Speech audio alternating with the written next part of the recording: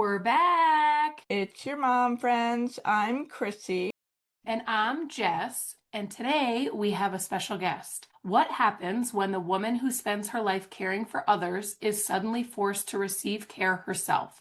Yeah. In this powerful episode, we sit down with Dr. Stefanie Mikulics, a board-certified OB/GYN whose world shifted when she was faced with a life-altering diagnosis that challenged not only her body, but her identity. What followed wasn't just a medical journey, it was an unraveling and a rebuilding of self, purpose, and worth.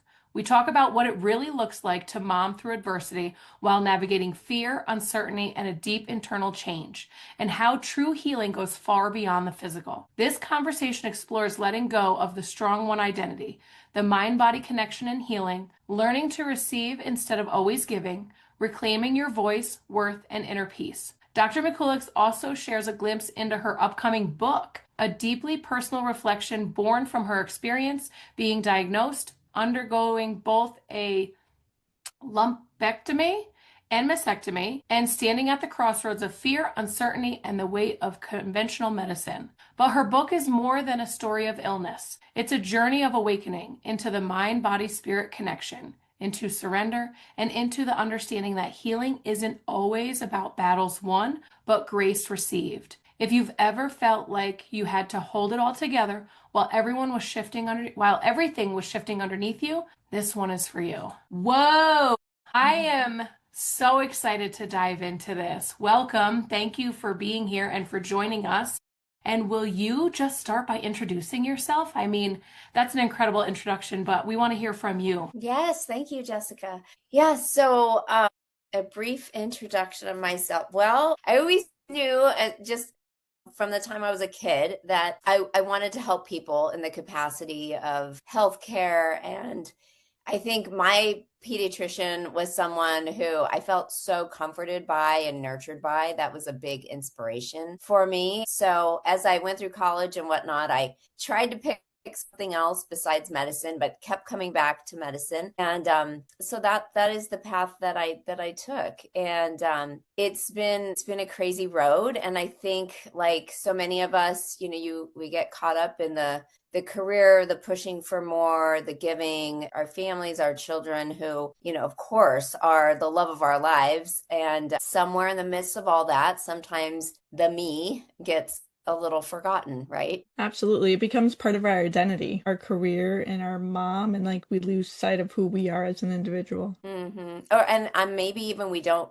really care anymore, as odd as that can sound, but yeah. Yeah, I also almost think that we view it as an obligation. Like we chose to become moms, therefore we no longer have a right to have these needs when everybody else, comes first out of obligation. We chose this, and therefore we have no right to be tired or to have the needs that we sometimes, will tell, like we preach it. This is what we preach. You have to take care of yourself first in order to take care of others well. But that's a really hard mental battle for moms. Yeah, Jessica, I agree. And I did that to myself too. Like, you chose this, buckle up, sister. Yes. Don't be a whiner.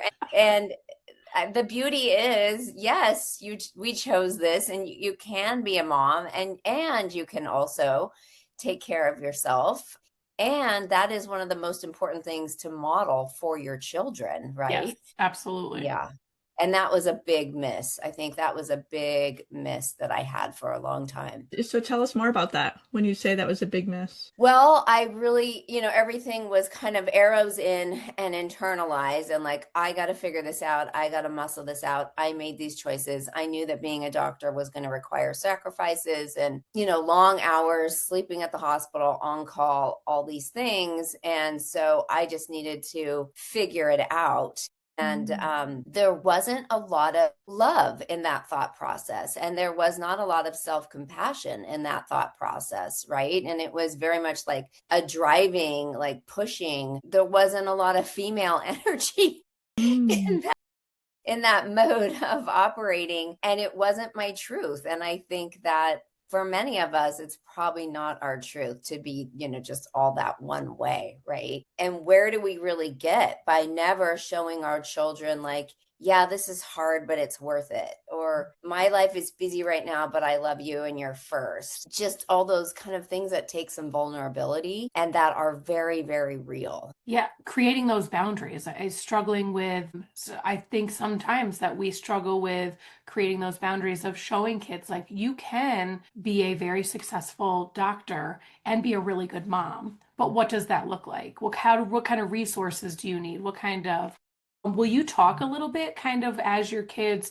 what it looked like being a doctor and a mom at the same time, and even though there may have been struggles and that you were white knuckling it sometimes, what that kind of looked like to get you to that point. Yeah, so it was it was kind of a shit show, if I can say that. That's Yeah, and I beautiful. think I was, kind of fooling myself that yes, I got it all together here. We're just, okay, here's the first obstacle. When do you have a kid? Well, we'll wait 8 years until I'm done with all my residency and training and da da da da, and then well, I want my kids to grow up as healthy as possible. So when are you going to do that home from scratch cooking? So a lot of it was just kind of unreasonable expectations on Yeah. myself, right? Some of it, we were in a position. So I did have a nanny who's a very wonderful friend to our family now. And that was a godsend. She is a godsend, but it didn't and it served my children's needs and safety and food, shelter, clothing, showing up when they needed to show up. Somewhere deep inside, a part of me that wanted to be a little more there as their mom and a little more involved was denied daily. Mhm. um and maybe that's okay, and maybe it's like, yeah, and I tried my best. That's something. Maybe it's not always something to feel guilty about. It's just something to recognize. And it's hard. I did make some changes in my career. And I think that things are opening up for women now where, you can have more flexibility, especially in the physician realm. Like I know a lot of my friends that lived in bigger cities, they wouldn't do a 72-hour weekend call. They would do Monday and a Sunday, excuse me, Friday and a Sunday, and have the Saturday off. I'm in a smaller community and our calls were brutal. And they were, the entire week of Christmas through New Year's, or a full Mhm. 72-hour weekend, and things like that. I think, making decisions as a family. I want to have some time off to just focus on my kids, or no, I want to keep going. Maybe we should pick one of these practices and live in a place that is a little more supportive of that, job sharing, things like that, for those who want it. So I think I was very rigid in what I would allow myself to even consider because of just notions of the standard of how I should be and what was required to be a good doctor and a worthy human and a good mom and all those things. But the fact is, there's a lot of room for creativity, for thinking outside the box, and you never know who you're going to help in discovering that for yourself. Mhm. Like I looked a lot to my colleagues, like, how do we do this? Here I am showing up pregnant. I'm in a practice. And certainly, some of my colleagues use nannies. Some of them just didn't have kids. And others had a different arrangement, were men and just had a different arrangement where their wife stayed home and things like that. So I didn't really fit into any of the boxes. And I hope it becomes easier for women to be confident in their choices and be creative for what works with their family, Mhm. as we go forward. And I think I heard you say a couple times like that unrealistic expectation that you placed upon yourself as a doctor, as a mom, as all the things in your life, and then you're constantly worried about never doing enough and always coming up short, and how to come through that and understanding, like, I think yes, it's hard. It doesn't mean it's bad. It doesn't mean what I'm doing is wrong. It's hard though. And another thing I heard you say is it was a season of your life, but it wasn't your entire life. And so things shift, ebbed and Right. flowed, especially as you when you start talking about your book and what brought you to your book. Like there are circumstances in life that we have no control over. And then we learn Mhm. like, okay, well maybe it doesn't have to be as rigid as it has been. Maybe there are ways to work around there. Maybe there is ways to work through adversity, right? And everything that you just talked about, really, I'm not a doctor. I'm far from a doctor. I've never been to school for that duration of time. I've never worked those types of shifts. And I could still relate to what you were saying, being a Yeah. career mom and Yeah. having to juggle it all and being creative for what works for me, because what works for me probably doesn't work for Jess. And so really figuring out that piece and then letting go of those unrealistic expectations, because I think that is really the hard part for myself, I know. Yeah, and I Yeah, think absolutely. how cool that and I use cool is probably not the best term, but I think sometimes we think that like we're alone in this, right? And we're the only one, but we're Yes. listening to a doctor who is literally sharing the same struggles that we've talked about in our own lives, that people have other guests that have shared on podcasts, no matter what, from entrepreneurs to stay-at-home moms to, social workers to project managers, like to a doctor who just shared she set unrealistic expectations for herself. She felt the same emotions that moms across the board. I think that is some really cool information here, is that no matter where you are, what career choice you made, like across the board, moms feel these emotions. And I think that's the cool part about just this podcast, is bringing to light that, hey, you're not alone. Even a doctor feels these same emotions as a mom, as a career woman. And then to listen to you explain to us, the capacity and what you chose to do and, where that led you in life. I just appreciate you being here, because I think sometimes we think it's just me. I just made a bad choice. Maybe I didn't make the right career choice or whatever, and that's why I'm feeling these things, and that's just not the case. Absolutely. Absolutely. And I think, I stayed quiet about it because you Yes. don't feel like you have anyone who would quite understand you. But I think just from the common ground of motherhood, there are loads of women who would understand you. Mm-hmm. So, yeah. Can you share a little bit about your upcoming book and what brought you to write it and all the What things? brought me to write it? Yeah, so well, life was going along and I was doing my best to burn the candle at both ends and do all the things and support my family in the best way I could. And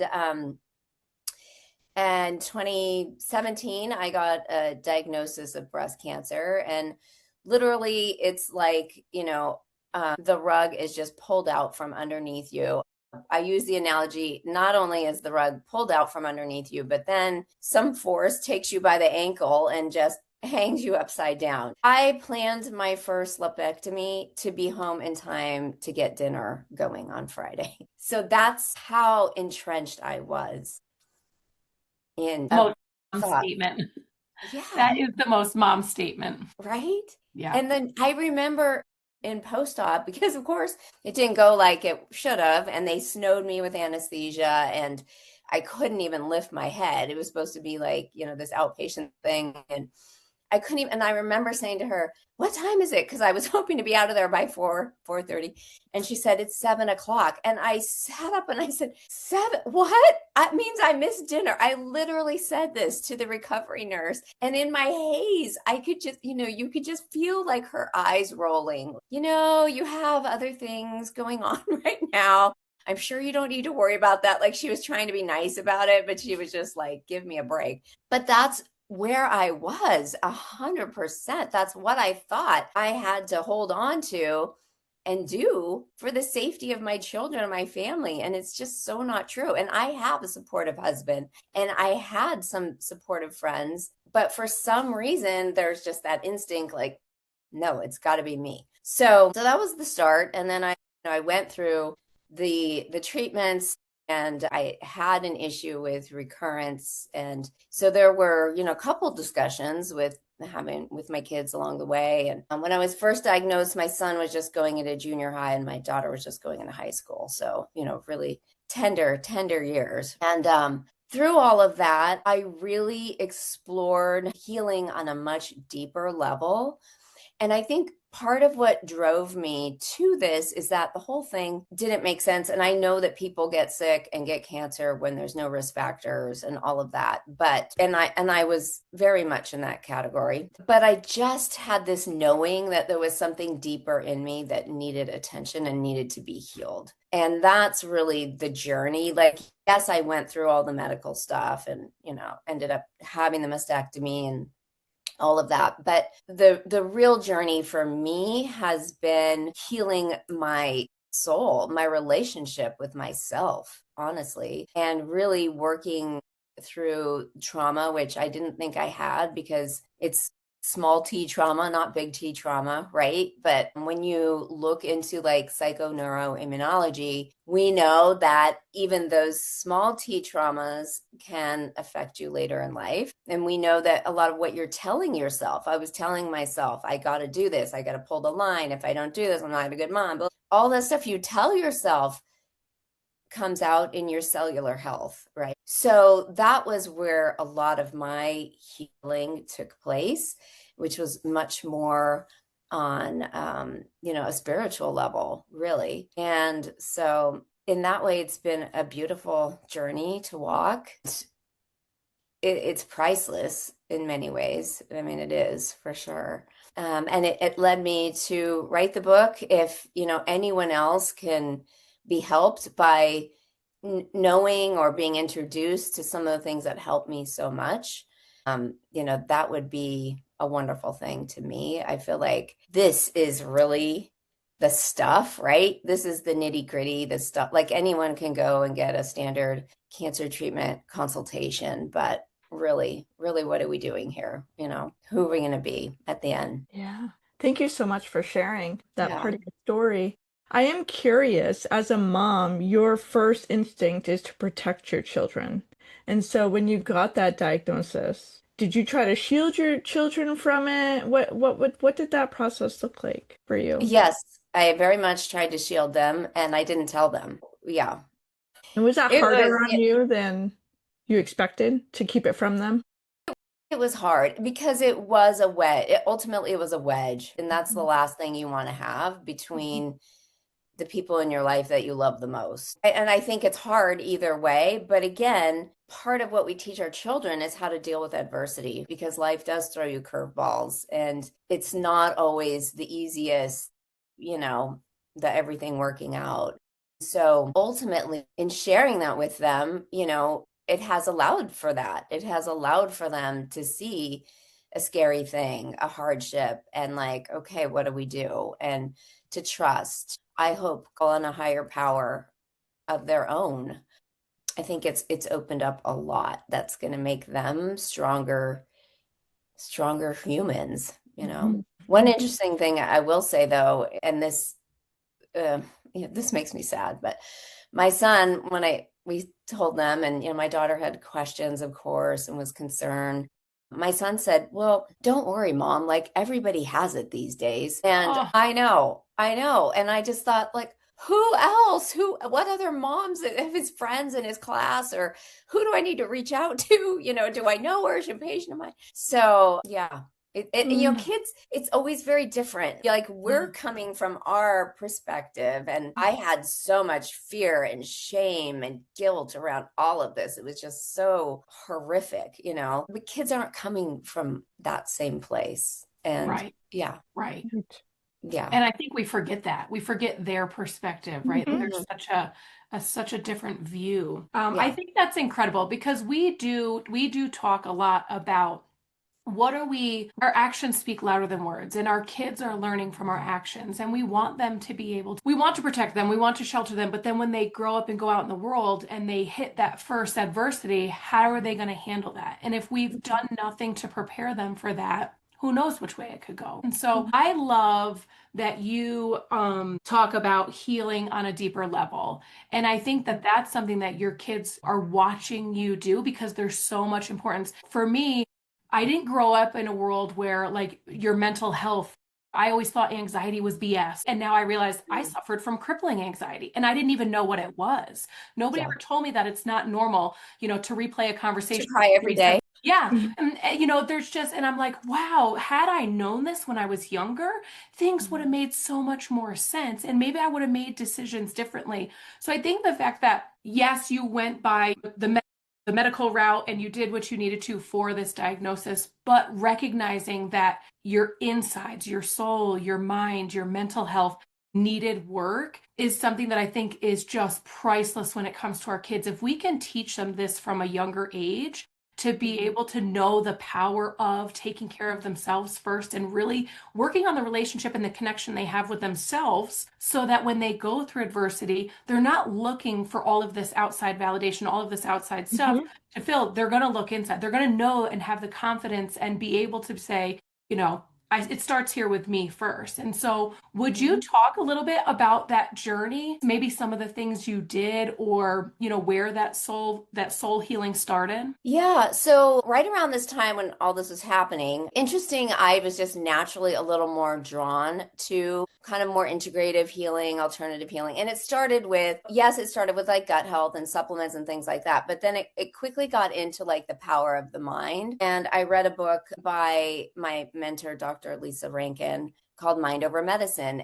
It's very well researched, actually. It is, it is a story, but there's also, it's grounded in studies and what we know for sure in the scientific community. And people have the ability to get better from more than just conventional means, right? So this was all kind of on my radar a bit. And then I get this diagnosis. And so I end up going, there was a retreat it was actually like a 6-month kind of training seminar exploring all of these things. And so to me, I looked at it as kind of a heal the healer type of process. And so there I learned about some different modalities. And I don't know if you're familiar, there's a PhD, Dr. Richard Schwartz, and he's coined the whole study of IFS, or internal family systems. And so he was in our curriculum. I got to interview with him. And basically, his work demonstrates how we all have different parts of ourselves, but we need to be self-led, right? You don't want your worried, anxious part running your show. You don't want your party girl, like whatever part running the show. You want your highest self running the show. And so his work was something that was really, really to me. And then there's another system called Advanced Integrative Technology. And this is founder is Asha Clinton. And I got to work with her directly. And I worked with her for almost 2 years. And basically it kind of uses a little bit of like, it's based off of EFS, kind of that tapping, except you hold pressure points as you work through your feelings, your, traumatic memories, things upsetting you. And it's just a way of processing emotions so that they don't linger in the body and give messages basically to release more cortisol, to really simplify it, which then gives your cells a stress message, right? So AIT was another big thing I used. I used a lot of energy and sound frequency healing. My very good friend, Allie Bowen, is a practitioner. So that's something I did on a regular basis. And then also things like there's a book called Radical Remission by Kelly Turner. And do you want to hear a little bit about her book? Yeah. Okay. So she, in a nutshell, was a student going for her PhD at Stanford, and she discovered a large database of patients there who were stage 4 untreatable cancers and were sent home. And what she found was they were still living. They were still coming in once a year for their annual check and whatnot. So she decided to study this group of people and figure out like, what is their secret? Why are they still here? So she personally interviewed several hundred of them, and she came across 9 factors that individually they all were doing that they feel contributed to their healing. So the interesting thing was none of these people knew each other. There were several hundred of them, yet she found commonalities. And the first book has 9 factors. The second book includes a 10th factor, which is exercise. But very few things were physical. Most of the things were like, community support, getting in touch with your intuition, increasing your positive emotions, forgiveness. So very fascinating to me how this part that's, it's a little hard to define, right? But yet was so key in the healing of these terminally ill people that were living not just a year later, but like 13 years later, 15 years later, 20 years later, she's interviewing them. And this was so instrumental in their cure. I don't think we realize the power that our mind has. We don't give enough credit to our thoughts and just our mindset and how incredibly powerful it really can be. I'm gonna have to look up that book because that's It's super a important. must for anyone going through the I feel going through the diagnosis or family member going through, because your doctor's not going to tell you this, and you need to know, there's more to it. And there's a lot of hope. The paradigm is really changing, and it's a good thing. I'm gonna find the link to all the things that you talked about and put them in the show notes. So when we go live, it'll be there, and a link to your website. And when is your book going to be released? How can people buy Yes, so it? we're Tell us all working the on it details. now. We're putting the internal, I included some photographs, so pictures are taking a little longer. So I think by the first week of May, my book will be released. So yeah, Yay. It's exciting. yeah. Will people buy it on your website, on Amazon, something else? Amazon for sure. And then we'll have a link on the Set Me Free website. So a couple different Excellent. ways to funnel. Yeah. And is that the name of your Set Me Free. Love it. Yeah, I love it too. Well, this was amazing. Thank you so much for taking the time and sharing part of your story with us. There are no words to describe it, really. I think so much of what you said today really gives me a lot of hope, too, Good. for all moms, no matter what walk of life, no matter what their struggles are. We can parent through adversity and come out the other side of it. And you are a clear reflection of that. Thank Yeah, I was just gonna say, can you attest to the fact that, in the earlier days when you were a younger mom, when your kids were younger and you were kind of in the thick of it, where you were setting unrealistic expectations, to now where you are today, going through adversity and really doing that deep soul healing, your perspective obviously has changed at not just being somebody who has fought a battle that, we don't want anybody to have to, but also being a mom and a doctor. How has your mindset shifted in those roles because of this adversity? Like, I think that Christy and I have talked about, we always see struggles and adversity as a bad thing, but look at you now. Like, I just look at you and like you're glowing and you've gone through struggles and adversity, but you've come out this a better person, a better mom, a better doctor, and now you're helping people on a deeper level, which to me is so much more important than a conventional level. Yeah. Yeah, it's pretty interesting. Huh? Yeah, so I think some of the changes with adversity now, the first thing, and it's not that I don't have emotions and fear. That is not what I'm saying at all. But the first thing I think is, okay, what am I supposed to learn from this? How is this gonna help me? What's going to be the takeaway? And then the very close second, or maybe even the first, is gratitude. And I don't want that to sound cheesy, because it is so true that no matter where you're at, there's something to be grateful for. We had a friend who it was a child illness, a child diagnosis that was very serious. And what came to my mind was, thank God, not a car accident, because a lethal car accident, because at least this sweet, sweet little human is still here and is able to go through some treatment and still be with us and move on and all the things. So that is just so important. And it's what, when they think about your emotional scale, right? When you're low, sometimes there's not a lot of things you can do to just flip that switch. But if you can think of some things to be grateful for, that is the ticket, and that is going to flip it faster than anything. So those are the things. And then I also start my day with, why not put it out there for a positive thinking and being grateful to God in advance. And if I'm worried about a little something, thank you that is going to go so well. And why not? Right. And when we talk about what we tell our brains and the whole chemistry that happens in our body as a result of what we tell ourselves, I've become a huge believer in that. Gotta tell yourself the positive stuff, 100%.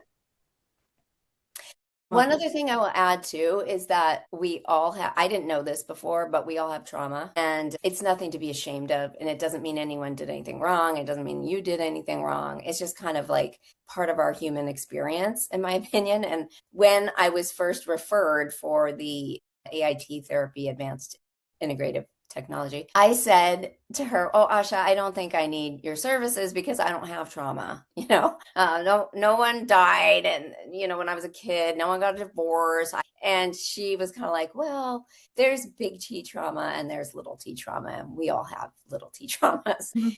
Yeah. Yeah. Awesome. Well, thank you so much. This is incredible, and I appreciate you sharing all of this with us. This is going to help many, many women. I Great. believe, and I think that if we can take control of really doing the inner work and the mindset work, and I mean, that's why we named it mindset, right? Mom Fuel and Yeah. Mindset, because we know that it's such a powerful tool to get us out of that stuck in the rut, that just going through the motions, feeling like we're alone and we're the only ones going through it. But thank you for sharing your story, because I think we need to hear more stories like this. We need to hear more people who have gone through the thick of it on all different scales of life, different social statuses, different, like everything. Women and moms are going through it just the same. And so we appreciate you sharing your story, and we cannot wait for your book to come out. We will be the first buyers. We cannot wait, and we'll share Thank it you. with all of our listeners. And so just thank you. Thanks for being here. Yes, thank you you. both, Jessica and Chrissy. I feel bonded. I feel connected to you guys. Yeah. I love it. Awesome. So Yeah. thanks for hanging out with us on Mom Feel a Mindset. If today's conversation spoke to you, take it as your reminder that happy moms don't come from doing more. They come from choosing themselves and owning their growth. And if you loved this episode, please be sure to subscribe, leave a review, and share it with another mom who needs a little fuel and a mindset shift today. Until next time, keep showing up for yourself, keep growing forward, and remember, happy moms own their growth. See you soon.